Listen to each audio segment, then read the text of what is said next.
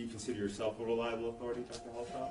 On immunizations? Yes. No, I go and ask, I look for information from others as to what to do, and that is what we are taught to do in pediatrics. And so, who do you look to for information regarding immunization? The Center for Disease Control and the ACIP. The Advisory Committee on Immunization Practices? Yes. Now, I went to Dartmouth back in the early 80s, and all I recall being taught about vaccines was that they were miraculous. We eradicated smallpox, polio, and followed the CDC schedule. And for most of my career, the CDC and the Academy of Pediatrics seemed to be in the same closed door room making the schedule that was then released each year, and we just simply followed it. What are we taught about vaccines? We are taught to memorize the vaccine schedule. And actually, I'm going to be sitting for my family medicine boards this year, and I am sure that I will have to memorize that schedule again in order to pass that exam.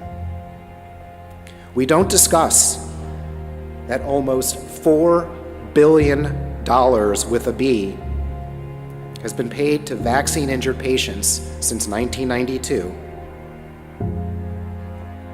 For medical professionals, we expect fair balance, but vaccines seem to be absolved from that consideration. I didn't know anything beyond the vaccine information statements, where we find out that vaccines are perfectly safe, you'll become immortal if you vaccinate, and if you don't, all the babies in the world will die. And that's what the CDC wants us to believe, and I understand why they say what they say. When I started reading vaccine inserts, I was blown away at what had been studied or not studied, at the numbers of kids that were studied.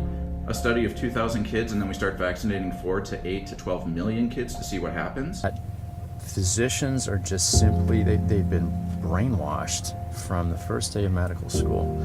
And it's just that they don't get the alternative views, and they don't read the huge amount of science that supports the dangers and the risk of vaccines and what's in the vaccines. They just don't know about the stuff.